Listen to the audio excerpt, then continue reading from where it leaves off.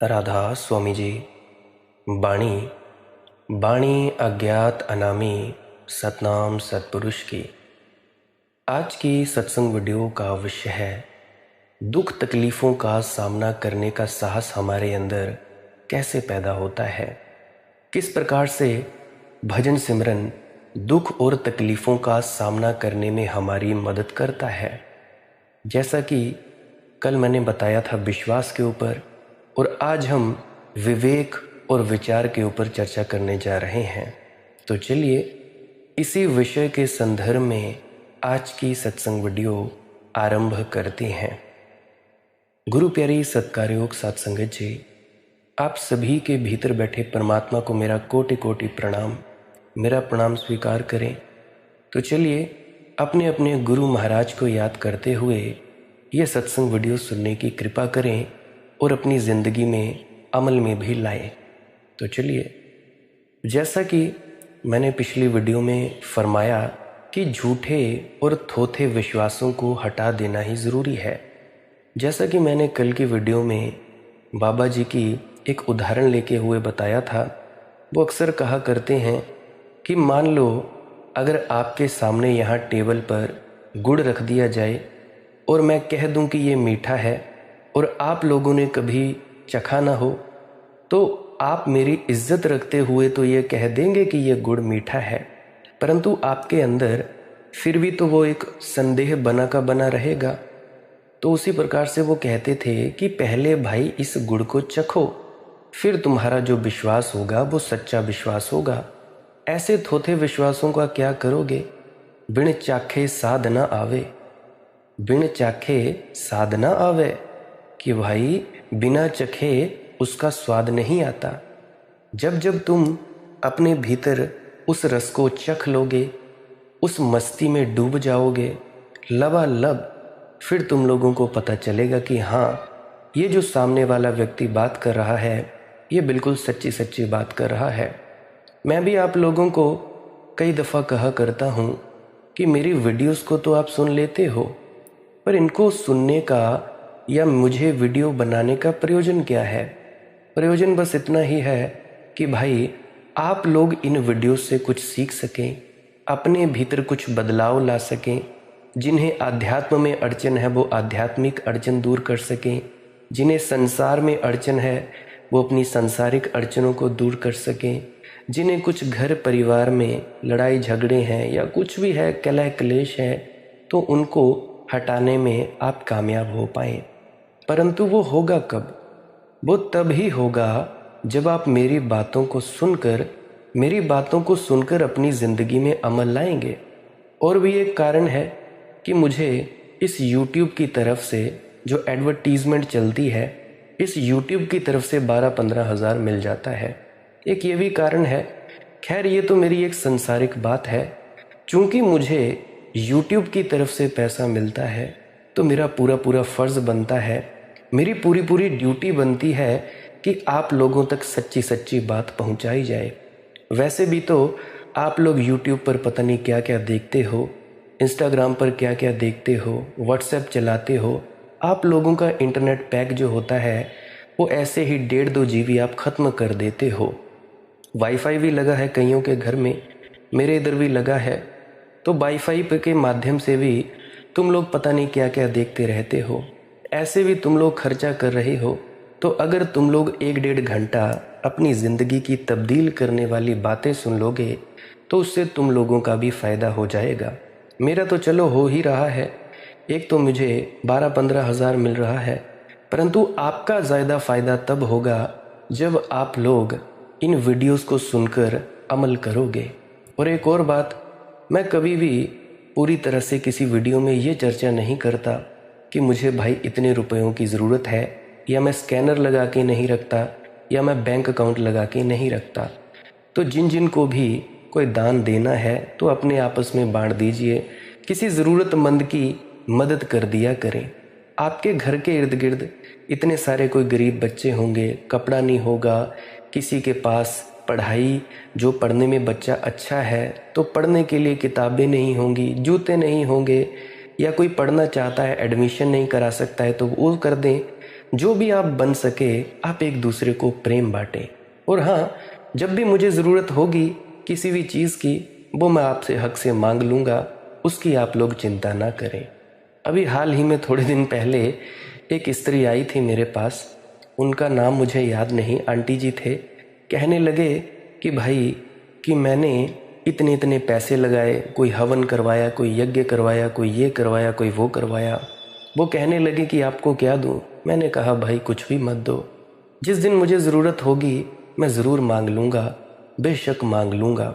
अभी आप लोगों को सिर्फ इतना ही है कि आप लोग अपना फ़ायदा करें, क्योंकि मैं किसी को लूट तो रहा नहीं कि मैं भाई तुम लोग मुझे इतने पैसे दो, इतने सेशंस के।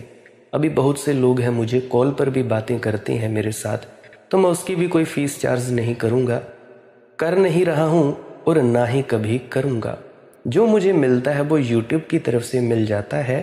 तो आप लोगों की कभी ज़रूरत हुई तो बोलूँगा, फ़िलहाल तो कोई ज़रूरत नहीं है। फिर भी इतना आप लोगों को ज़रूर कहना चाहूँगा, अगर आप लोगों को मेरी बातों से, मेरी वीडियोस सुनने से ज़रा सा भी फ़र्क आया हो, आपकी ज़िंदगी तब्दील हुई हो, तो 2-3 काम कर देना। पहली बात, अपने घर में या तो कोई गाय होगी या ऊपर छत पर चिड़ियाँ तोते होंगे, उनके लिए एक पानी का मग भर के ज़रूर रख देना छत पे, क्योंकि आजकल गर्मियाँ बहुत हैं। तो छत पे मग रख देना एक पानी का, और रोज़ सुबह सुबह चावल या दाने ज़रूर डाला करो। छत पे डालो, आंगन में डालो, जहाँ डाल सकते हो डालो। देने से मतलब है गाय को ज़रूर रोटी खिलाओ, भैंस को खिलानी उसको खिलाओ, वो भी मालिक का जीव है। बैल को खिलाओ, कुत्तों को खिलाओ, कौओं को खिलाओ, गौशाला में जा आओ, या कोई बूढ़े हैं, वृद्धाश्रम है, वहाँ पे जाकर सेवा कर दो। अरे वैसे भी तो तुम लोग फालतू में उड़ाते हो, क्या करोगे? जो दोगे वही मिलेगा। कितने जीवों पर तुम प्रेम प्यार अपना निभाओ। घर में कोई पेड़ पौधा, कोई बीज लो, कोई तुलसी का वृक्ष बीज लिया, कोई एलोवेरा, कोई कुछ, तो उनको रोज़ पानी डालो और उनको बढ़ते देखो और आनंद लो। ये सब आप लोग करो। मैंने 2-3 चीज़ें बताई कि दाना डालो छत पे या अपने आंगन में, या आप जी छत पे पानी का वो लोटा रख सकते हो जिससे कि वो प्यासे ना रहें। देखो बाहर कितनी धूप है, दिल्ली में तो बिना एसी के काम नहीं चलता, हमारे हिमाचल में तो बिना एसी के काम चल जाता है। मैं तो इधर ऐसे ही रहता हूँ। हाँ, बाहर निकलने से पसीना निकल जाता है, वो थोड़ी अलग बात है। अब देखो बाहर कितनी गर्मी है, आदमी इतना प्यासा है, तो क्या आप लोग पशु पक्षी और जीव जंतुओं के लिए इतना नहीं कर सकते? तो ज़रूर करिए। दाना डालिए, पानी दीजिए, कुत्तों को दीजिए, कुछ ना कुछ गायों को, भैंसों को, जिस जिस को भी दे सकते हो दो। अगर इंसान की खिदमत कर सकते हो तो करो। देखो भाइयों और बहनों, अंकल आंटियों, दादा दादियों, तुम लोगों ने परमात्मा तो कभी देखा नहीं, परमात्मा को कभी देखा नहीं, तुमने उनको कभी जाना नहीं, इसलिए तुम लोग मेरी वीडियो सुन रहे हो। तो परमात्मा की सेवा कैसे की जाए? क्या किसी गुरु के चरण दबाएं? क्या किसी के चरण गुरु के धो धो के पिएं? या गुरुओं को भेंट उपहार करें, दान दक्षिणा दें, या कुछ करें? नहीं, ये जो सेवा है ये सिर्फ किसी गुरु द्वारा या डेरा या किसी सत्संग सेंटर या कहीं भी आप चले गए वहाँ तक सीमित नहीं है, या किसी गुरु की सेवा तक भी सीमित नहीं है। तुम लोग अपने घरों में रहते हो, तो अपने घरों में रहते हो तो वाणी कहती है, एक नूर ते सब जग उपजा, कौन भले को मंदे। पलटू एक ही एक है, दूजा नाही कोई। दादू दूजा कोई नहीं, दूजी मन की दौड़। तो अगर ये बात सत्य है कि परम तत्व कण कण में व्याप्त है, तो परमात्मा की सेवा क्या हुई? अगर हम परमात्मा के ही अंश हैं, God made us in his on image, परमात्मा ने हमें अपनी ही शक्ल पर बनाया। तो अगर तुम लोग इंसान की खिदमत करोगे, इंसान की सेवा करोगे, तो इससे तुम परमात्मा की सेवा कर पाओगे। ये नहीं कि तुम घर में जो जीव होते हैं उनको तुम गालियाँ निकालो, उन पे तुम गुस्सा करो। हाँ, मैं नहीं कहता कि गुस्सा मत करो, थोड़ी सी डांट डपट चल पड़ती है, थोड़ी सी नोकझोंक चल पड़ती है, पर कंट्रोल से बाहर ना जाए। क्योंकि जो चीज़ कंट्रोल से बाहर चली जाती है उसका आपको खामियाजा भुगतना पड़ता है। थोड़ा बहुत कर लिया करें, पर इतना भी नहीं बेकाबू हो जाया करें जिससे आपको दुख हो बाद में। थोड़ा बहुत। तो मैं क्या कह रहा हूँ, तुम लोग जाते हो सत्संग सेंटरों में, गुरुओं के घरों में जाते हो, डेरों में जाते हो, गुरुद्वारों में जाते हो, मंदिर मस्जिदों में जाते हो, तो यहाँ पे जाकर तो तुम लोग बड़ा बढ़िया व्यवहार करते हो, राधा स्वामी बुलाते हो, जयराम जी की बुलाते हो, डेरे में देखो कितने प्रेम प्यार से बोलते हो। परंतु तुम लोग जब घर पे आ जाते हो तो ऐसे बात करते हो, इतने बुरे तरीके से तो कोई जानवर भी नहीं लड़ते, जानवर भी नहीं लड़ते, परंतु तुम लोग इंसान हो तो ऐसा मत किया करो।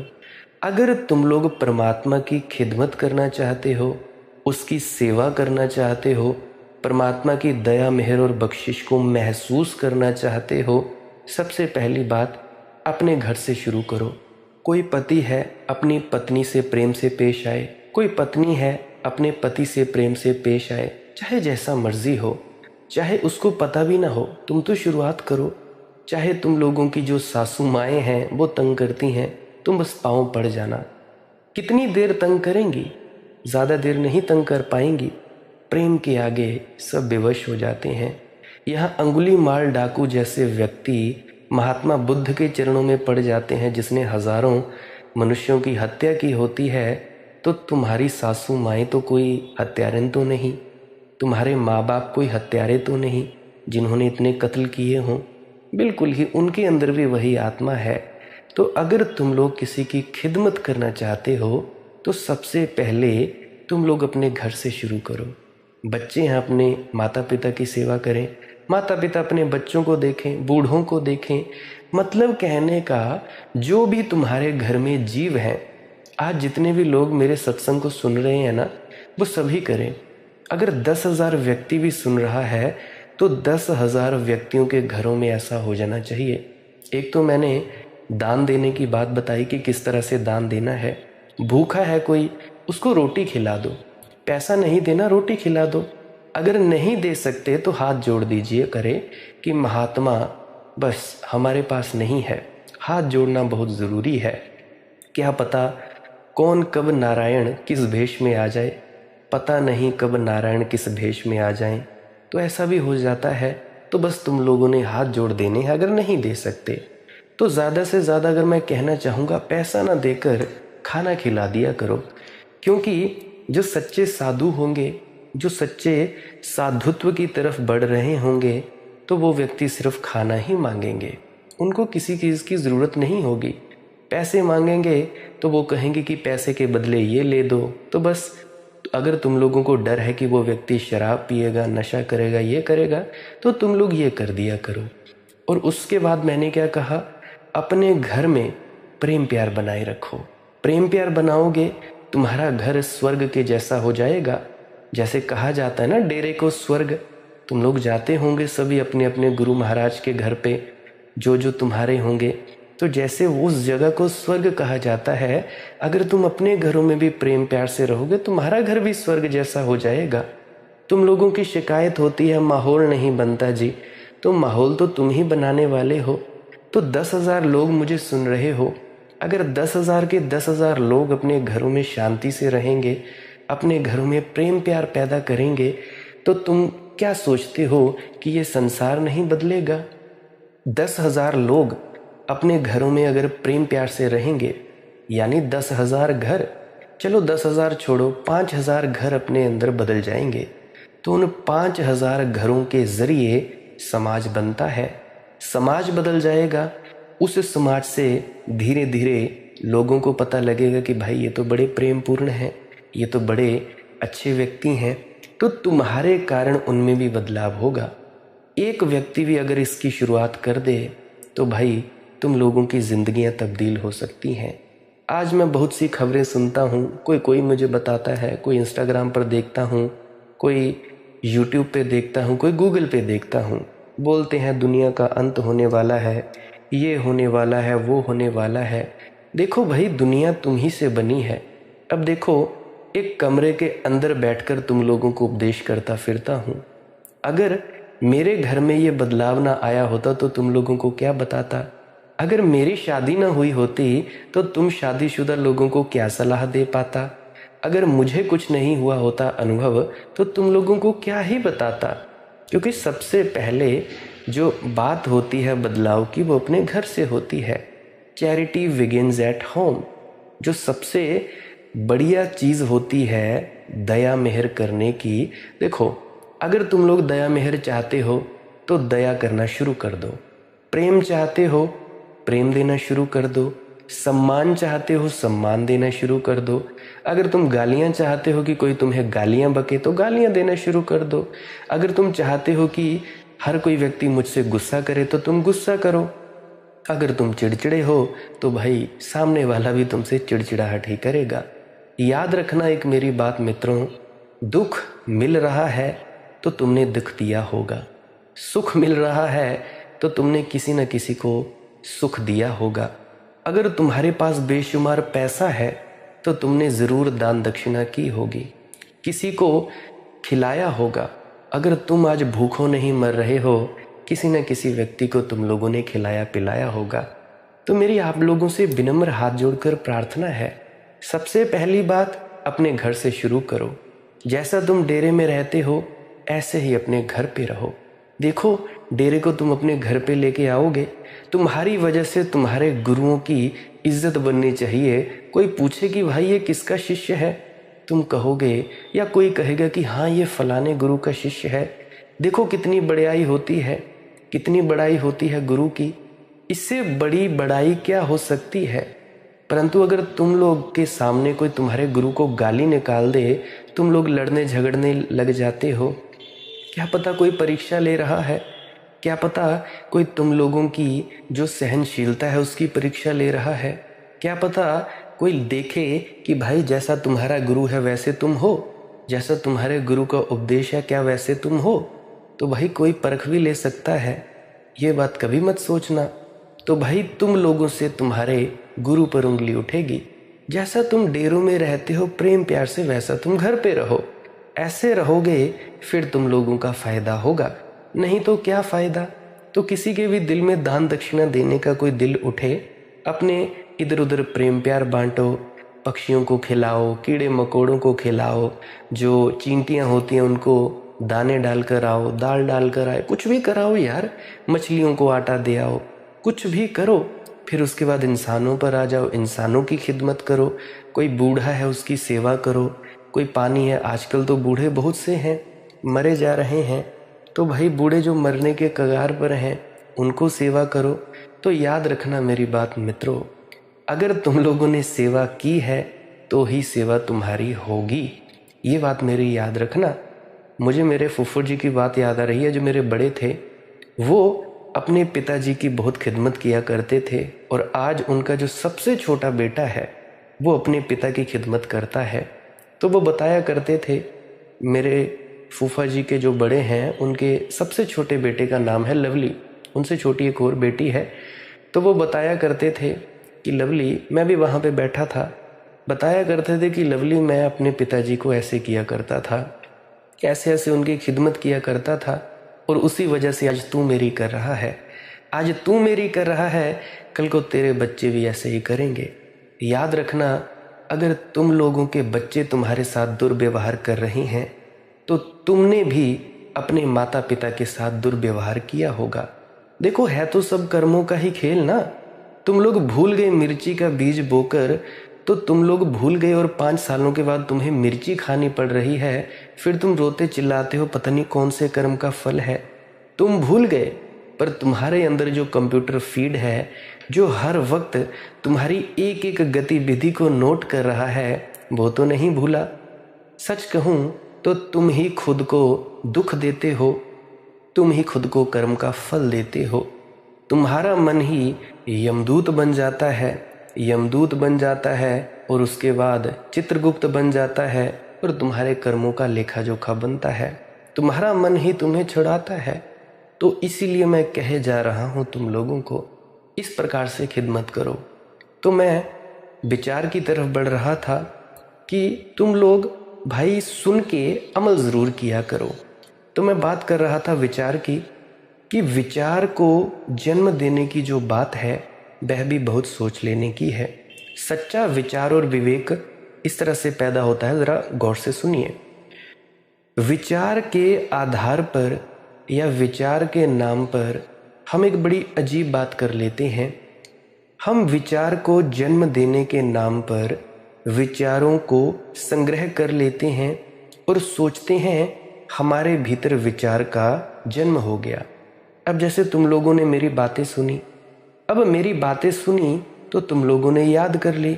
अब इस याद करने को ही तुम सोचते हो हमारे अंदर विवेक का जन्म हो गया, विचार का जन्म हो गया।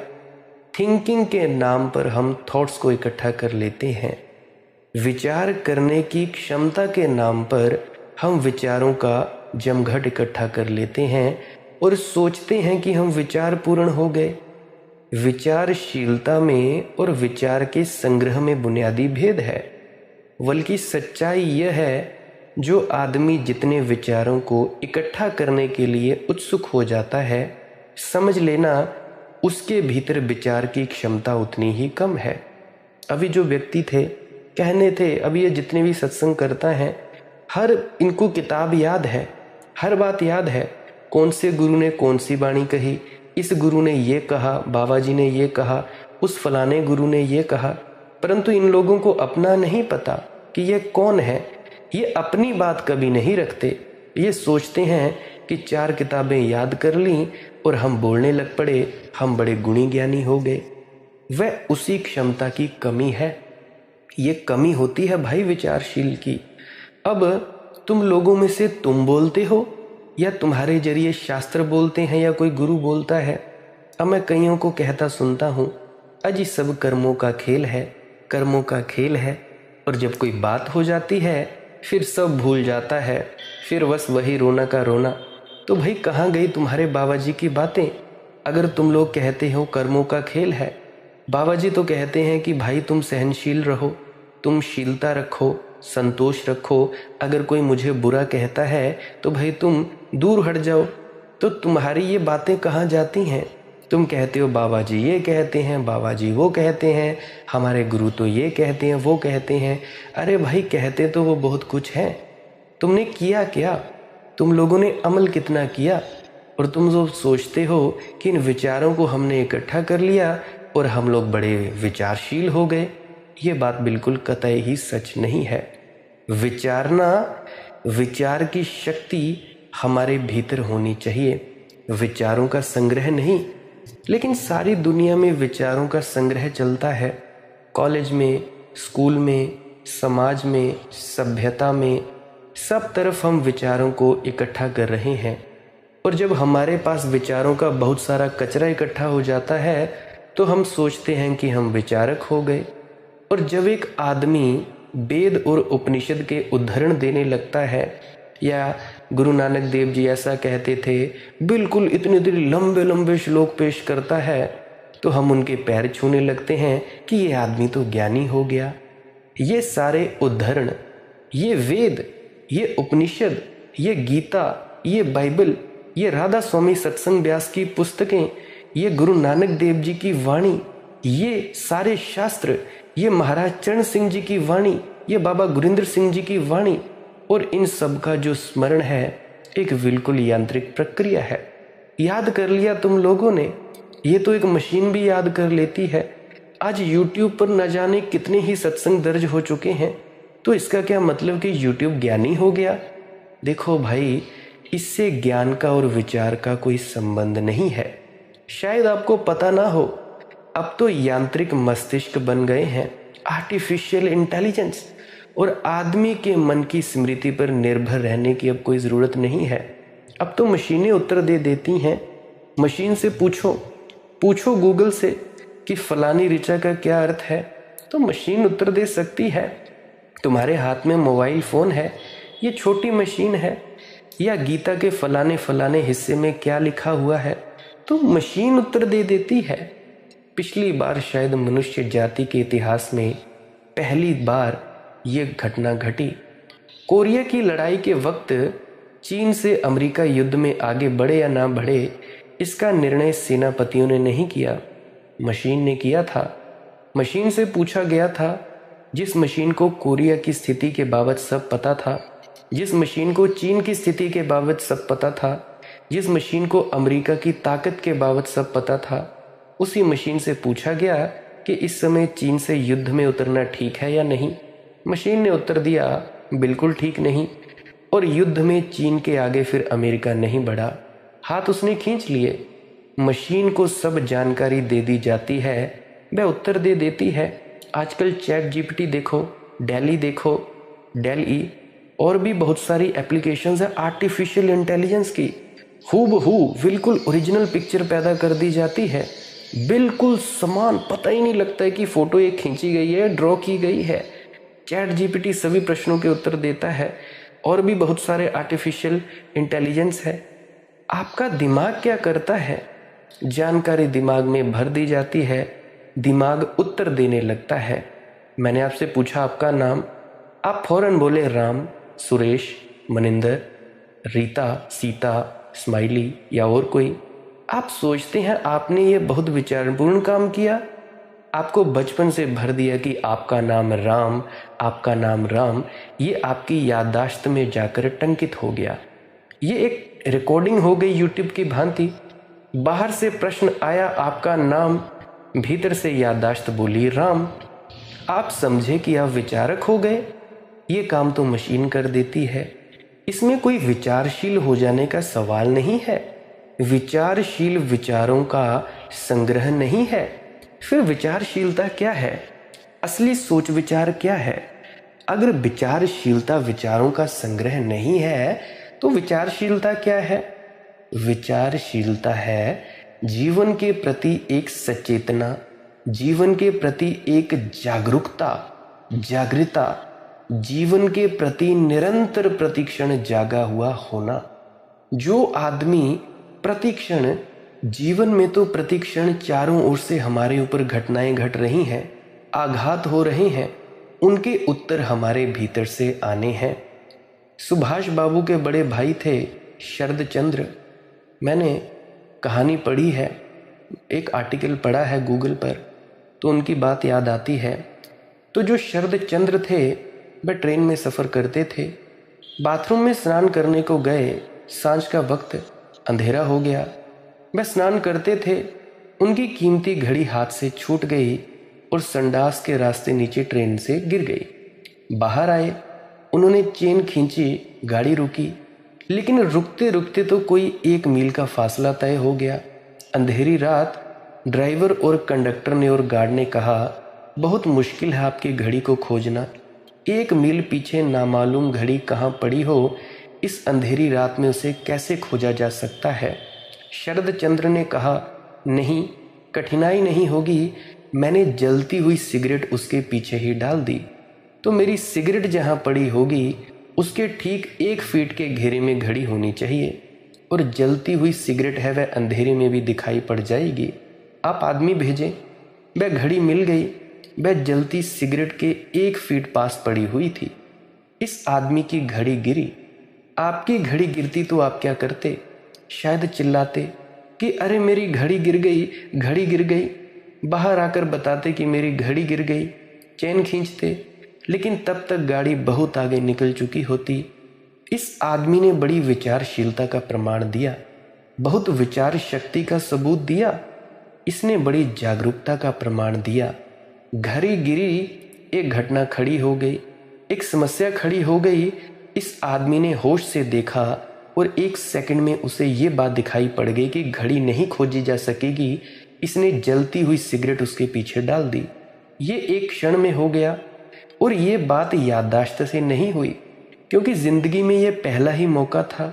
इसकी कोई याददाश्त नहीं थी, इसकी कोई स्मृति नहीं थी। ये कोई रोज़ रोज़ घड़ी गिराने का काम नहीं हुआ था। ये किसी किताब में नहीं पढ़ा था कि घड़ी अगर गिर जाए तो जलती हुई सिगरेट पीछे डाल देना। अब आप डाल सकते हैं, लेकिन वह विवेकशीलता नहीं होगी। ये तो आदमी को तत्क्षण उसके जागे हुए होने का सबूत था। एक घटना घटी है, चित्त पूरा जगा हुआ है और मार्ग खोज लेता है। विचारशीलता का अर्थ है प्रति क्षण जागे हुए होना। ये जो तुम सब भजन सिमरन का अभ्यास करते हो, इसके ज़रिए तुम लोग परमात्मा तक नहीं पहुँचोगे। इसके ज़रिए तो तुम लोगों में सिर्फ जागृता आती है। जागृता आती है, अपनी पहचान कर पाते हो, पहचान हो गई, बस तुम्हारा मकसद पूरा हो गया। तो भाई, विचारशीलता का अर्थ प्रति क्षण जागे हुए होना, विचारों का संग्रह नहीं है।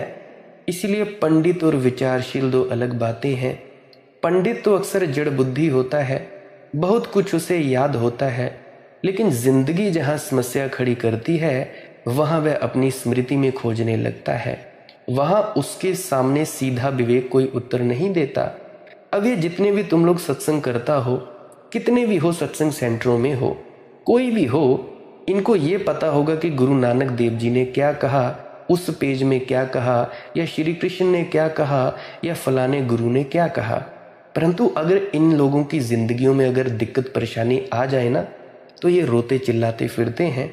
होगा कोई विरला महात्मा, होगा कोई विरला जो अपने अंदर से करता हो। अभी हाल ही में जैसे कल मैंने बात बताई, कहते थे महाशय कि मैंने सत्संग करता बनना है, कहते भी थे कि मैंने बहुत सी किताबें पढ़ ली हैं, और उनके अंदर गुस्सा ऐसा भरा है जैसे अभी मार डालेंगे। धमकियां देते फिरते थे कि अखाड़े में आ जाना, मैं ऐसा कर दूंगा वैसा कर दूंगा। तो ये क्या है? ये सिर्फ थोथी बकवास बातें हैं। किताबें पढ़ लेने से, कोई चीज़ों को याद कर लेने से कुछ नहीं होता, जिंदगी में उतारना पड़ता है। तुम लोगों ने चाय बनाने की किताब पढ़ ली, अब चाय कभी तुम लोगों ने बनाई नहीं और लोगों से बहस बहासी करते फिरोगे, तो तुम लोगों को बुद्धिमान कौन करेगा भैया? तुम लोगों को विचारशील कौन करेगा भैया? देखो, बुरा मत मानना मेरी बात का, परंतु ये बात सत्य है। इस कड़वे घूंट को तुम लोगों को गले के नीचे उतारना ही पड़ेगा। और तुम लोगों को लगता होगा कि मैं पता नहीं कौन सी संस्था से जुड़ा हूं। नहीं भाई नहीं, मैं वही बातें कह रहा हूं जो बहुत से संत कहते हैं। मैं कोई संत नहीं, मैं कोई पीर नहीं, मैं कोई पैगंबर नहीं, मैं एक साधारण इंसान हूं। संत के हुए बिना भी किसी को सच्चा ज्ञान दिया जा सकता है। मैं क्यों अपने ऊपर कोई तगमा लगाऊं कि मैं संत हूं, मैं सन्यासी हूं, मैं साधु हूं? मैं क्यों कहूं कि भाई मैं कोई कमाई वाला बड़ा उच्च कोटि का मनुष्य हूं? काहे के लिए? क्यों करना है? मैं क्यों फेमस होना चाहूं? क्यों अपनी शक्ल दिखाना चाहूं? काहे के लिए? और इन सब से होगा क्या? कुछ भी नहीं होगा। ये संसार वैसा ही है जैसा इसको होना चाहिए, सतत प्रवाह, और कोई कारण नहीं है। अकारण ही ये संसार है। अपने ढंग से, अपनी अपनी ढंग से हर कोई काम कर रहा है। ये पूरे संसार का मालिक एक है। तुम सब भी मालिक हो, तो मुझे क्या लेना देना है? जिसको मालिक मिल जाए, मालिक होना मिल जाए, फिर वो परमात्मा का क्या करेगा, मोक्ष सचखंड का क्या करेगा, निर्वाण का क्या करेगा, बैकुंठ धाम का क्या करेगा, ये राधा कृष्णा धाम का क्या करेगा, शिवलोक का क्या करेगा? अरे भाई, कुछ नहीं चाहिए। जिसे कुछ चाहिए नहीं और ये भी नहीं पता कि वो चाहता भी क्या है और क्या नहीं चाहता, उसको तुम क्या करोगे? कुछ भी नहीं। तो भाई, मुझे कोई लेना देना नहीं है, कोई अंतर नहीं पड़ता कि तुम क्या कहते हो क्या नहीं कहते हो। बस जो बोलना है वो अस्तित्व बोल रहा है, वो परम तत्व बोल रहा है। मुझे तो ये भी पता नहीं कि वो क्यों बोलता है, काहे के लिए बोलता है, ज़रूरत क्या है। कभी कभी तो मैं यही सोचता हूँ कि ज़रूरत क्या है। जिन्होंने सीखना हो सीख जाएंगे, जिन्होंने समझना हो समझ जाएंगे। मेरे बिना भी ये हो सकता है। अगर मैं ना भी होता यहाँ तब भी होता, तब भी बहुत कुछ होता। अगर ये बोलना नहीं भी शुरू करता ये मनदीप नाम का शरीर, तब भी सब कुछ होता। फर्क क्या पड़ता है? तुम लोग एक रेत के कण मात्र भी नहीं हो। इतना बड़ा ब्रह्मांड, लाखों करोड़ों अरबों खरबों गैलेक्सीज, इस गैलेक्सी में जिस तुम रहते हो इसको मिल्की वे गैलेक्सी कहा जाता है। बिल्कुल एक सुई की नोक से भी पतले लगती है ये पूरा ब्रह्मांड, उससे भी अनंत अनंत ब्रह्मांड है। तुम्हारी विसात क्या है भाई? कौन हो तुम? अभी गिर जाओगे, कौन जानेगा। इतने करोड़ों करोड़ों सूरज पूरी तरह से मिट जाते हैं, करोड़ों करोड़ों पृथ्वियां हर पल मिट रही हैं और हर पल बन रही हैं। एक एक सेकंड में करोड़ों करोड़ों अरबों खरबों पृथ्वियां मिट रही हैं और बन रही हैं। और तुम लोग कहते हो तुम जानते हो मैं कौन हूँ। मैं कांग्रेस का कार्यकर्ता, मैं केजरीवाल से संबंधित कार्यकर्ता, मैं आम आदमी पार्टी का, मैं पीएम हूँ, मैं सीएम हूँ। तुम जानते हो मैं कौन हूँ। मैं बीजेपी का मेंबर हूँ, मैं नरेंद्र मोदी का फैन हूँ, मैं इसका फैन हूँ, मैं उसका फैन हूँ। अरे भाई अभी लेट जाओगे ना जमीन पर, कुछ नहीं होगा, कुछ नहीं कर पाओगे। क्या है तुम्हारी औकात, मेरी क्या औकात है, कुछ भी नहीं। तो क्यों बनना साधु संत सन्यासी। अरे भाई फकीरी बहुत अच्छी, फकीरी में जो मज़ा है किसी चीज़ में नहीं है। एक बात मेरी याद रखना, फकीर सबको सब देता है, ब्रह्मा विष्णु महेश को उसका अपना स्थान देता है। जो चाहता है उसको वो देता है, जो अचाह करता है उसको अचाह देता है। शिव को शिव पद देता है, महेश को महेश पद देता है। जितने भी ये पूरा ब्रह्मांड है उसको वो पद देता है।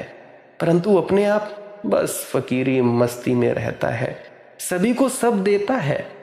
फकीरी बहुत बड़ी चीज़ है, फकीरी नाम पे मत जाना। फकीर होना बहुत मुश्किल, मुश्किल से भी मुश्किल बात कि भाई तुम लोगों तक बातों को पहुंचाना। क्या बात पहुंचाओगे, कैसे पहुंचाओगे। जिसको कहा नहीं जा सकता उसको कहने की मूर्खताएं करते हैं ये फकीर। और वही मूर्खताएं आज ये कर रहा है व्यक्ति जो आपसे अभी बात कर रहा है। क्या मूर्खता है, तुम लोग फिर भी बात तो समझते नहीं। जो समझेंगे वो समझेंगे, जो नहीं समझेंगे वो नहीं समझेंगे। खैर ये सब तो थी दूसरी बातें। मुझे बात याद आती है, एक बहुत बड़ा गणितज्ञ था जिसे गणित में सब कुछ, उस समय गणित में जो कुछ भी खोजें हुई थी सभी कुछ पता था। गणित का ऐसा कोई सवाल ना था जो वह हल न कर लेता। सारी जिंदगी उसकी गणित थी। वह अपने बच्चों को लेकर, अपनी पत्नी को लेकर पिकनिक पर गया। बीच में एक छोटा नाला पड़ा। उसकी पत्नी ने कहा, 5-6 बच्चे थे। उसने कहा कि बच्चों को ठीक से पार करा दो। उसने कहा ठहरो, मैं एवरेज गहराई नाप लेता हूँ, औसत गहराई का पता लगा लेता हूँ। वह अपना फुट अपने पास ही रखता था, जो फीता होता है, इंची टेप टाइप। उसने जल्दी से उसे लाकर, छोटा सा नाला था, उसको 4-6 जगह फीट को डालकर नापा। जल्दी से रेत पर आकर हिसाब लगाया। उसने कहा, बेफिक्र रहो, हमारे एवरेज बच्चा ऊंचा है गहराई से, एवरेज गहराई कम है, एवरेज बच्चा ऊंचा, आने दो। वह आगे चला गया। कोई बच्चा बड़ा था, कोई बच्चा छोटा था, कोई बहुत छोटा था। बच्चे डुबकी खाने लगे। उसकी पत्नी चिल्लाई कि बच्चे डूबते हैं। वह भागा उस पार जहां उसने हिसाब किया था रेत पर कि कहीं कोई भूल तो नहीं हो गई। वह बच्चा डूबता रहा। वह गणितज्ञ भाग रेत के किनारे। ऐसा कैसे हो सकता है। उसने कहा, मैंने हिसाब बिल्कुल ठीक लगाया हुआ था। ये वापस गया अपना हिसाब देखने और बच्चा वहां डुबकी खा रहा था और मर रहा था। ये आदमी कैसा है। इसमें बुद्धिमत्ता तो जरा भी नहीं है, विचारशीलता तो जरा भी नहीं है। हाँ, कुछ जिसको कहें पांडित्य गणित का बहुत है, शायद गणित में उससे कोई नहीं जीत सकता था। परीक्षा होती तो गोल्ड मेडल उसे मिलता। इसीलिए तो ये होता है कि विश्वविद्यालय जिनको गोल्ड मेडल देते हैं, जिंदगी उनका कोई भी सम्मान नहीं कर पाती। जिंदगी में उनका कहीं कोई पता नहीं चलता। पंडित तो वे होते हैं, विचार का संग्रह खूब होता है, मंत्रों को रट लिया, वाणियों को रट लिया, हिसाब खूब होता है, लेकिन जिंदगी पांडित्य नहीं पूछती। जिंदगी तत्क्षण विचारशीलता की मांग करती है, क्योंकि एक क्षण आप चूके, आप हिसाब लगाने में रह गए और जिंदगी बह गई। जिंदगी ठहरी थोड़ी रहती है आपके लिए कि कल आना और उत्तर दे देना। मैंने सुना है एक बहुत बड़ा रूसी डॉक्टर था। वह बच्चों की अंतिम चिकित्सा के विज्ञान की परीक्षा ले रहा था। उसने एक युवक से पूछा जिसकी सारी परीक्षाएं हो गई थीं और अंतिम उसकी मुखाग्र परीक्षा हो रही थी, जिसको वाइवा कहते हैं, और अंतिम डिग्री थी रूस में जो चिकित्सा विज्ञान में मिलती है। उसने उससे पूछा कि इस तरह का मरीज है और ये दवा है, कितनी दोगे। उसने कुछ उत्तर दिया। उत्तर देकर वह बाहर चला गया। दरवाज़ा खोलकर वह बाहर हो रहा था, तब उसे ख्याल आया कि इतनी मात्रा में देने से तो वह पॉइजन है, जहर है, वह मरीज मर जाएगा। मात्रा ज़्यादा हो गई। वह वापस लौटा और उसने कहा, माफ़ करिए, मैंने थोड़ा ज़्यादा बता दिया, आधी देंगे। उस डॉक्टर ने कहा, बाहर हो जाओ, मरीज़ मर चुका है। सवाल थोड़े ही है ये कोई, तुम दे चुके दवा, मरीज़ मर चुका। जिंदगी रुकी थोड़े रहेगी तुम्हारे लिए कि तुम फिर लौट कर आ गए और कहने लगे कि वह ज़रा ज़्यादा मात्रा हो गई, थोड़ा कम देंगे। ये विद्यार्थी असफल हो गया। उसके उस परीक्षक ने कहा कि मरीज़ मर चुका है, आप लौट जाइए, बात खत्म हुई। जिंदगी रुकती नहीं है। जिंदगी रुकती नहीं है तो इसका मतलब क्या हुआ?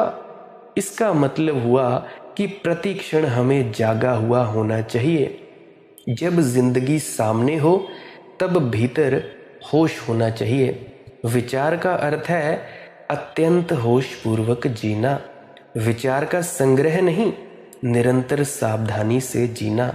निरंतर जागे हुए जीना वह विचार का अर्थ है।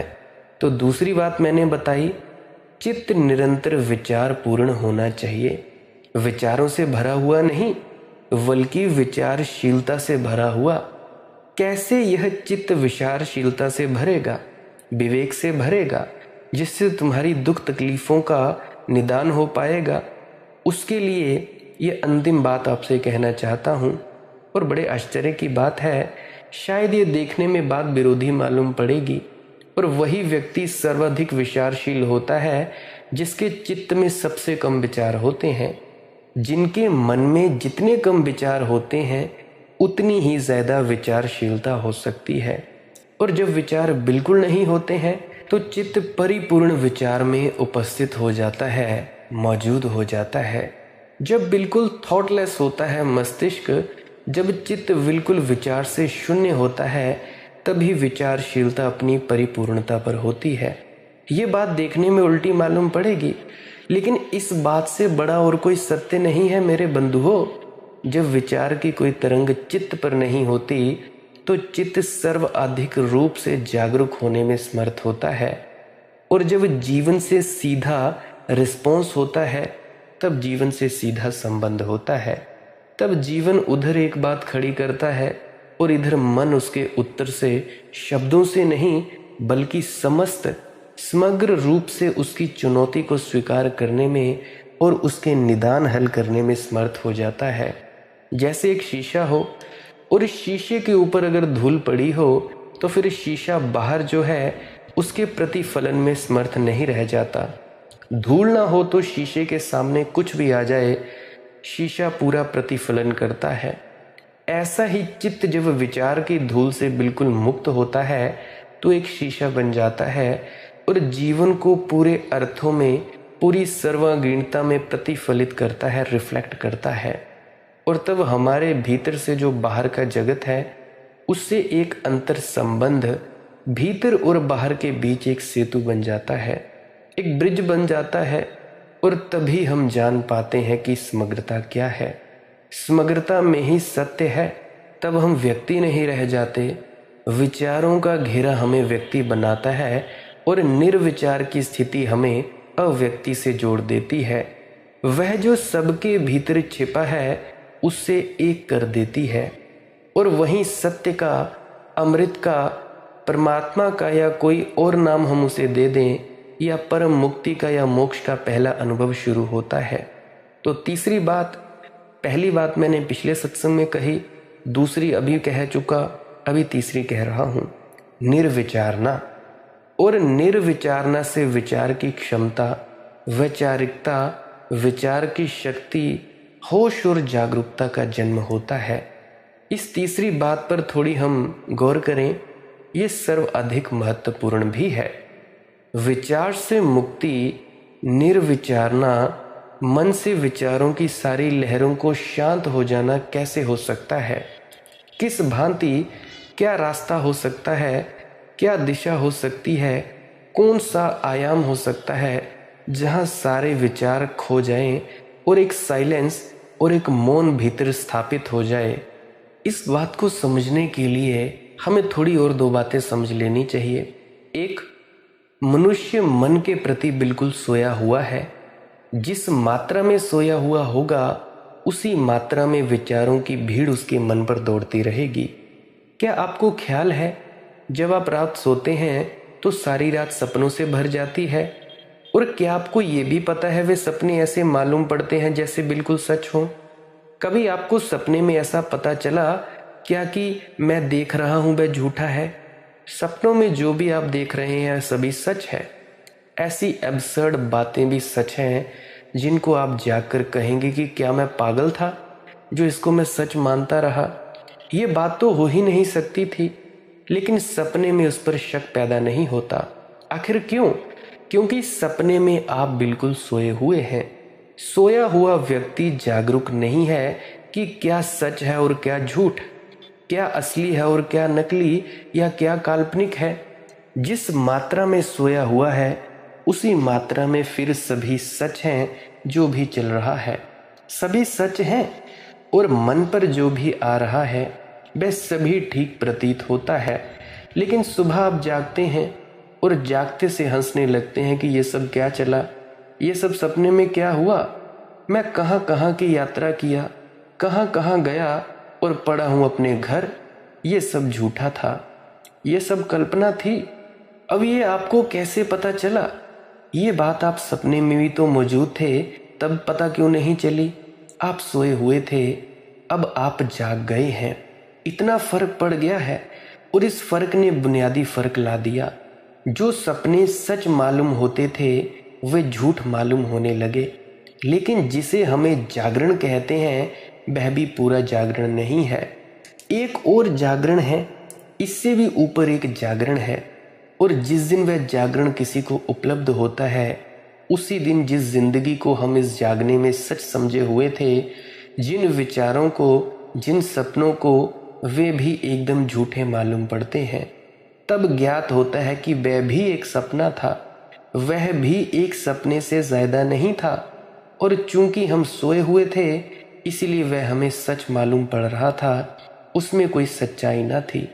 चीन में एक बादशाह, एक ही लड़का था उसका। वह मरणशैया पर पड़ा था, बेड पे लेटा हुआ था, मरने वाला था। बूढ़ा बादशाह, एक ही लड़का, वह मरने के करीब था। चिकित्सक और डॉक्टर इनकार कर चुके कि बच नहीं सकेगा। वह रात भर उसके पास बैठा रहा। 2 रात बीत गई, तीसरी रात आ गई है, शायद आज सुबह नहीं हो सकेगी। लड़के की जिंदगी की ज्योति बुझी बुझी मालूम होती है। 3 दिन का जागा हुआ राजा, बूढ़ा व्यक्ति, वह उसकी खाट के ऊपर ही सिर रखकर सो गया। सोते ही उसने एक सपना देखा। उसने सपना देखा वह सारे जगत का सम्राट हो गया है, एक छोटे से राज्य का सम्राट था। सपने में देखा सारी पृथ्वी का राजा हो गया, सारी पृथ्वी उसके अंतर्गत है। चक्रवर्ती सम्राट हो गया है, 12 उसके लड़के हैं, बहुत सुंदर, बहुत युवा, बहुत सुंदर उसकी पत्नियां हैं, सब सुंदर है, सब सुखद है। और तभी वह जो सामने लड़का उसका सोया था, मरण सन्न वह मर गया। महल में रोना पीटना होने लगा। उसकी पत्नी आई, छाती पीटकर चिल्लाई कि उसकी नींद टूटी। नींद टूट गई तो वह सारा राज्य, वह सपना, सारी पृथ्वी का राज्य, वे 12 सुंदर युवक पुत्र, वे सुंदर रानियां, वे सब समाप्त हो गए। आंख खुली तो देखा कि वह लड़का मर गया है। वह हंसने लगा। उसकी पत्नी हैरान हो गई। उसने कहा, आप हंसते हैं? और लड़का चल बसा। वह बोला, मैं किन लड़कों के लिए रोऊं? 12 लड़के और थे, वे भी चल बसे। एक बड़ा राज्य था, वह भी छिन गया। तुमसे बहुत सुंदर पत्नियां थीं, वे भी अब नहीं हैं। मैं उनके लिए रोऊं या इस एक लड़के के लिए जो चल बसा है? और मज़ा यह है कि जब मैं सो गया था तो ना ये लड़का मेरे लिए था, ना तुम थी, ना ये राज्य था। और एक और राज्य था, और लड़के थे, और रानियां थी। अब जब मैं जाग गया हूँ तो वह राज्य नहीं है, वे लड़के नहीं हैं, वे रानियां नहीं हैं। अब ये लड़का है और तुम हो। और रात में फिर सो जाऊंगा और फिर कोई दूसरे सपने में जाग जाऊंगा। उसने राजा ने कहा, मैं किसके लिए रोऊं ये समझ नहीं पा रहा हूँ, इसलिए मुझे हंसी आ गई। क्योंकि जिंदगी में ये पहला मौका है कि मेरे सामने विकल्प खड़ा हुआ है कि मैं किसके लिए रोऊं। उन लड़कों के लिए जो बहुत सुंदर थे और 12 थे, उस राज्य के लिए जो बहुत बड़ा था, या इस लड़के के लिए जो एक था, अकेला था और इस छोटे से राज्य के लिए और तुम्हारे लिए किसके लिए रोऊं? एक और जागरण है जहां हम जिंदगी के विचारों के घिरे हुए जाल से और ऊपर उठते हैं। वह जागरण पैदा किया जा सकता है। जागने की निरंतर सतत प्रक्रिया से ही वह जागरण पैदा हो जाता है। हमने जागने की कभी कोई कोशिश नहीं की। कभी आकस्मिक जागने के कोई क्षण आते हैं। आप रास्ते में आते हो, जाते हो, कोई छुरा लेकर आपके सामने खड़ा हो जाए, एक क्षण को आपके भीतर एक अवेकनिंग पैदा होगी। एक क्षण को आप पूरी तरह जाग जाएंगे, जैसी सारी नींद टूट गई, सारे विचार खत्म हो जाएंगे, सारे सपने छिन्न भिन्न हो जाएंगे। सिर्फ एक तथ्य सामने खड़ा रह जाएगा और आपकी चेतना एक शीशा बन जाएगी एक क्षण को। फिर बात खत्म हो जाएगी। कोई घर में मर जाएगा, कोई बहुत प्रियजन, उसकी मृत्यु एक चोट कर देगी और भीतर एक जागरण फलित होगा। एक क्षण को आप ठिठक कर रह जाएंगे और फिर सब विलीन हो जाएगा। जिंदगी में कभी कभी किन्हीं क्षणों में जागरण पैदा होता है, लेकिन इस जागरण को सतत सावधानी से भीतर जगाया जा सकता है। चलते उठते बैठते ये पैदा किया जा सकता है। एक छोटी सी घटना कहूँ, उससे मेरी ये बात आपके सामने समझ में आ जाएगी। जापान में एक राजकुमार को उसके गुरु ने घर भेजा गया था जागरण सीखने के लिए। और जिसके पास भेजा गया था वह बड़ा अजीब गुरु था, जैसे कि सभी होते ही हैं। उसने अपने घर के सामने तख्ती लगा रखी थी कि यहाँ तलवार चलानी सिखाई जाती है। राजकुमार बहुत हैरान हुआ। अपने पिता पर उसको हंसी आई। किस गुरु के पास भेजा है जो तलवार चलाना सिखाता है? जागरण से इसका क्या संबंध? उस गुरु के पास गया। उस गुरु ने कहा, आए हो ठीक, लेकिन जल्दी मत करना। जो हम सिखाते हैं वह जल्दी नहीं सीखा जा सकता। और अब तुम मुझसे ये भी मत कहना कभी कि कब सिखाना शुरू करेंगे, कब पाठ शुरू होगा। वह जब मुझे मर्जी आएगी तब पाठ शुरू हो जाएगा। राजकुमार रहा। कुछ दिन बीते। एक दिन अचानक पीछे से गुरु ने आकर लकड़ी की तलवार से उसके सिर के ऊपर हमला कर दिया। वह तो घबरा ही गया कि ये क्या हो रहा है, ये कैसा पाठ हो रहा है। वह चौंक कर खड़ा हो गया और उसके सिर में चोट आ गई। उसने कहा, आप ये क्या करते हैं? आपका दिमाग तो ठीक है। उस गुरु ने कहा, बच्चा, पाठ शुरू कर दिया गया है। अब कभी भी किसी भी वक्त में हमला कर दूंगा। तुम्हें तैयार रहना पड़ेगा। तुम होश में रहना। कोई भी वक्त तुम खाना खा रहे हो और हमला हो सकता है। तुम किताब पढ़ रहे हो, हमला हो सकता है। तुम नहा रहे हो, हमला हो सकता है। कोई भी क्षण अब तुम्हारी शिक्षा शुरू हो रही है। ये बड़ी अजीब बात थी और बड़ी अजीब शिक्षा थी। रोज दिन में 10-5 दफा हमला होने लगा। हड्डी पसली उसे लड़के की चोट खाने लगी। राजकुमार था, कभी ऐसी चोटें खाई नहीं थी। ना मालूम कब कुछ भी काम करता हो और पीछे हमला हो जाता। लेकिन एक सप्ताह में ही उसे एक नई बात का अनुभव हुआ। भीतर एक तरह की सावधानी तैयार होने लगी। 24 घंटे जैसे भीतर कोई सचेत रहने लगा, सतर्क रहने लगा। होता है हमला, अभी हो सकता है, कभी भी हो सकता है, कोई भी क्षण हमला बन सकता है। 1 महीना बीतते बीतते तो वह हैरान हो गया। उसके भीतर कोई बलशाली चेतना खड़ी हो गई। हमला होता था और हमले के साथ ही उसका हाथ अनजाने उठ जाता, हमले को रोक लेता। अब चोट खानी मुश्किल हो गई थी। जैसा अपने आप सारा शरीर, सारी चेतना हमले से बचाव करने लगी थी। वह काम कर रहा है और पीछे से हमला होता है और हाथ उड़ जाएगा और हमला रोक लिया जाएगा। 1 महीने तक सतत सावधानी का ये परिणाम हो जाना स्वाभाविक था। 3 महीने बीत गए। अब गुरु को चोट पहुंचानी कठिन हो गई थी। कैसी भी असावधानी के क्षण में हमला किया जाए, सारा शरीर, सारा प्राण रक्षा कर लेता था। 3 महीने बाद गुरु ने कहा, अब सोते में भी सावधान रहना। नींद में भी हमला किया जा सकता है। ये और कठिनाई थी। जागते तो जागते ठीक था, नींद में हमला होगा और नींद में हमले होने शुरू हो गए। और राजकुमार सो रहा है और कभी भी रात में 2-4 बार गुरु हमला कर देगा। पहले तो उसे बड़ी मुश्किल हुई। चोट फिर पड़ने लगी शरीर पर, लेकिन चेतना 1 ही महीने में और गहरी हो गई। नींद में भी कोई जैसे बोध भीतर मौजूद रहने लगा कि हमला हो सकता है। एक माँ होती है, बच्चा रोता है, घर भर के लोगों को पता नहीं चलता, उसका हाथ चला जाता है और बच्चे को समझा देता है, सुला देता है। शायद उसे भी पता नहीं, लेकिन कोई भीतर एक सावधानी चल रही है। ऐसी ही सावधानी मेरी पत्नी को है। जैसे ही बेड से उठा, गहरी से गहरी नींद में होती है, आंख उसकी खुल जाती है कि ये बाहर को गया, ये भीतर आया। पता नहीं उसके भीतर भी ऐसी चेतना है, उसको भी पता नहीं है, परंतु एक सावधानी चल रही है। हम इतने लोग सब सो जाएं आज रात और एक आदमी आए और कहे राम राम, सारे लोग सोए रहेंगे। जिनका नाम राम है वह आंख खोलकर कहेगा क्या बात है, कौन बुलाता है। सबके कानों में आवाज पड़ जाएगी राम की, लेकिन बाकी की राम के प्रति कोई सावधानी नहीं है। उस आदमी की है। राम के प्रति उसकी सावधानी है तो नींद में भी एक चेतना काम करेगी। तो 1 महीना बीते बीते नींद में भी हमले से रक्षा होने लगी। नींद में भी वह हाथ उठ जाता, नींद में भी वह बचाव कर लेता, सोता हुआ। 3 महीने बीत गए, पूरे 6 महीने बीत गए थे। अब तो बड़ी अजीब बात हो गई थी।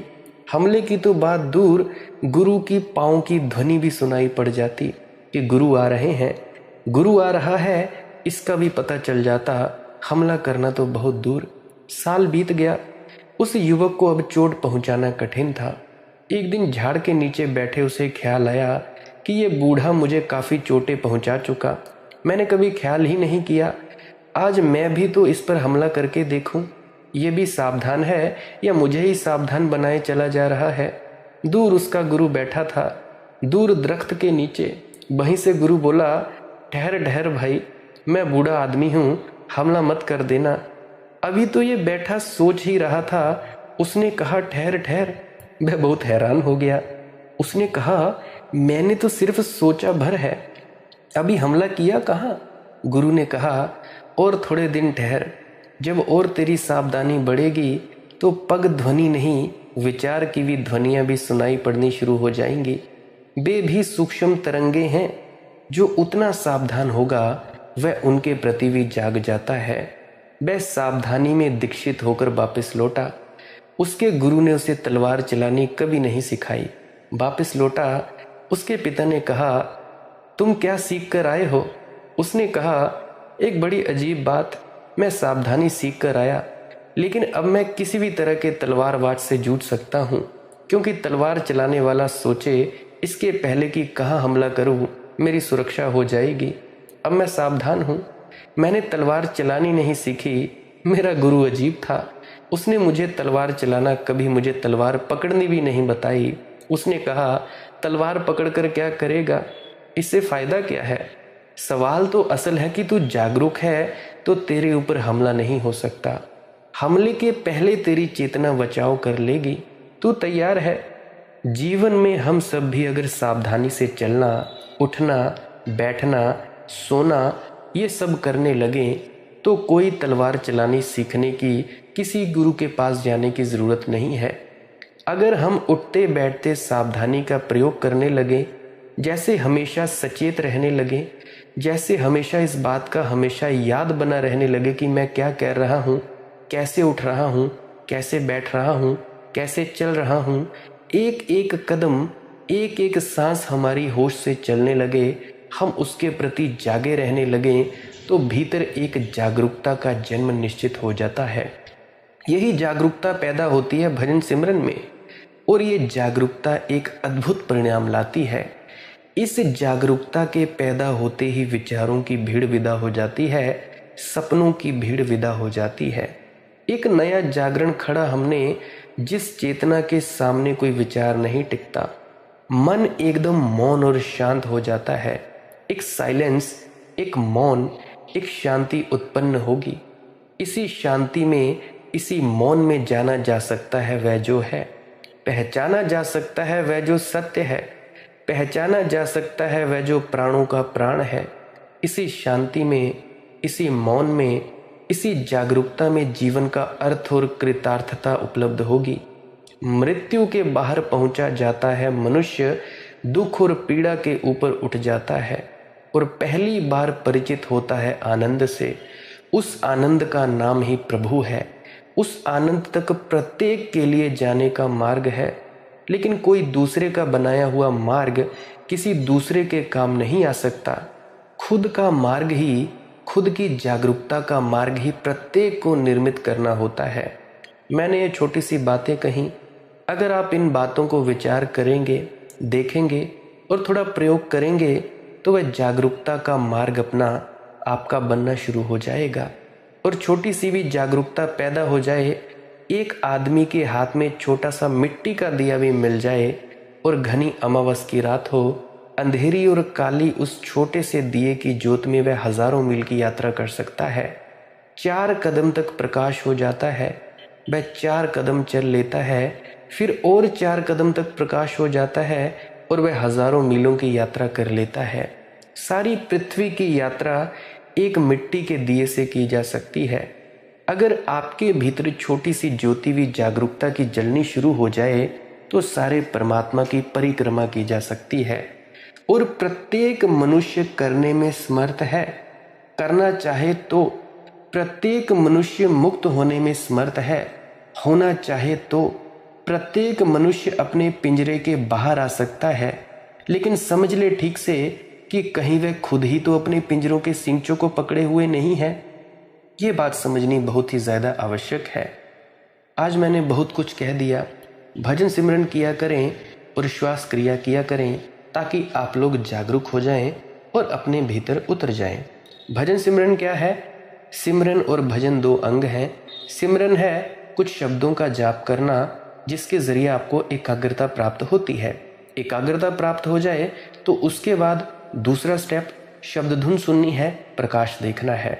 उस वक्त शब्दों का जाप बंद कर देना है। किसी भी संत, सदगुरु, पीर के पैगंबर जो भी आपके गुरु हैं उस वक्त कोई किसी को याद नहीं करना है। बस शांत रहना है, मौन रहना है, कुछ नहीं करना। धुन सुने तो सुनो, नहीं सुने तो मत सुनो। प्रकाश दिखे तो दिखे, नहीं दिखे तो मत दिखे, उसकी आपने चिंता नहीं लेनी है। बस बैठे रहना है जैसा तुम बैठे हो। यह है भजन सिमरन। उसके बाद बताया करता हूँ श्वास क्रिया के बारे में। ये क्या है? ये भी जागरूकता के लिए मदद करती है। उसमें क्या करना होता है? नाक से सांस लेना होता है और मुंह से एकदम से छोड़ देना होता है। सांस रोकना नहीं होता। नाक से सांस लिया, फेफड़ा भरा, पेट भरा और मुंह से एकदम से छोड़ दिया। इसको करते करते 15-20 मिनट तक करते जाना है। करते जाएं 15-20 मिनट तक। उसके बाद बिल्कुल शांत होकर, मौन होकर बैठ जाना है। फिर आप उस प्रक्रिया के बाद जब आप चुप बैठोगे, आपको प्रकाश भी दिखाई दे सकता है या शब्द धुन भी सुनाई दे सकती है। ना सुनाई दे और प्रकाश दिखाई दे, चुपचाप आंख बंद करके बैठे रहो। इसी अवस्था में बैठे रहो। प्रेग्नेंट लेडीज इसको बिल्कुल ना करें। जो दिल के बीमारी के रोगी हैं या सांस की बीमारी जिनको दिक्कत है, 1-2 सांसें लेकर देखें। अगर परेशानी हो तो भाई इसको बिल्कुल ना करें, बिल्कुल बंद कर दें। फिर आप जी चुपचाप मौन होकर बैठे रहें बिना हिले डुले। इससे भी आपको फ़ायदा मिल सकता है। अगर शरीर कांपे, मरने का डर लगे या सर घूमे, उसकी चिंता नहीं लेनी है। इस प्रक्रिया में ये सब होता ही है। अगर शरीर आसमान में उड़ने का आभास हो, उसकी भी चिंता नहीं लेनी है। यह भी होता ही है। जिनको नींद की बीमारी है, नींद की समस्या है और जिनका दिमाग चलता नहीं है, याददाश्त की दिक्कत है, या जो बच्चे पढ़ाई में थोड़े कमज़ोर हैं, वो इस प्रक्रिया को ज़रूर करें। इससे आप लोगों को फ़ायदा मिलेगा। बहुत सी बीमारियों का लाभ मिल सकता है दूर करने में, तो बीमारियां भी जा सकती हैं। तो जैसा मर्जी चाहे आप इसका प्रयोग ले सकते हैं। आज के लिए बस इतना ही। लाइक कर सकते हैं इस वीडियो को अगर आप जी को कुछ भी सीखने को मिला है, और कमेंट सेक्शन में राधा स्वामी ज़रूर लिखें। अगर आप जी का कोई प्रश्न है तो कमेंट सेक्शन में पूछ सकते हैं, या इंस्टाग्राम, टेलीग्राम या फेसबुक पर सर्च करें मालिक की मौत सत्संग। वहाँ पर आप जी अपना प्रश्न छोड़ सकते हैं अगर छोड़ना चाहे तो। प्रश्न पूछने से पहले एक विनम्र आवेदन है आप लोगों से, पुरानी वीडियोस को अवश्य सुन लिया करें। क्या पता किसी पुरानी वीडियो में आपके किसी प्रश्न का जवाब मिल जाए। क्योंकि जब आप कमेंट में बोलेंगे या वहाँ पर मैं 1-2 लाइनें लिख दूंगा, उसका कोई ज़्यादा आपको फ़ायदा नहीं मिलेगा। हाँ, थोड़ी मन को तसल्ली मिल जाएगी, पर मन को पूरी तरह से मिटाने के लिए पुरानी वीडियोस बहुत ही आवश्यक हैं। तो प्रार्थना है एक दिन में 2 वीडियो सुना करें। सुबह नई सुन ली और शाम को पुरानी सुन ली। आप जैसा मर्जी कर सकते हैं। सब्सक्राइब कर सकते हैं इस चैनल को अगर रोज़ रोज़ नए नए सत्संग सुनना चाहते हैं। सत्संग का वक्त रहता है सुबह 5:05। जब भी कोई नया सत्संग डले आप जी खुशी खुशी सुन सकते हैं। इन सत्संगों का प्रयोग आप ले सकते हो अपने प्रश्नों के जवाब के लिए, अपने बहमों भरमों से दूर आने के लिए और मस्त होने के लिए। चुपचाप लगाएं, समझ आए या ना आए कोई चिंता नहीं, बस लगा दें, लगाकर छोड़ दें, आपके भीतर बस जाने दो। नींद आ जाए तो सो जाना है, और क्या करना है, कुछ भी नहीं करना है, बस मस्त हो जाएं। मस्ती ही आनंद ही एक लक्ष्य है, शांति ही एक लक्ष्य है। जैसा मर्जी आप चाहें हो सकते हो। आप मुझे इतने अंत तक सुनते हो इसके लिए आपका बहुत बहुत शुक्रिया, बहुत बहुत धन्यवाद। और मेरी एक और विनम्र प्रार्थना, अगर आप जी को लगता है कि किसी व्यक्ति को ये शेयर कर देनी चाहिए वीडियो, तो उस तक ज़रूर पहुंचाएं। कोई परेशान हो आत्मा ज़रूर पहुंचाएं ताकि उनका भी फायदा हो सके। अंत में आप लोगों के भीतर बैठे परमात्मा को प्रणाम करता हूँ। मेरा प्रणाम स्वीकार करें। सभी को प्रेम भरी राधा स्वामी जी।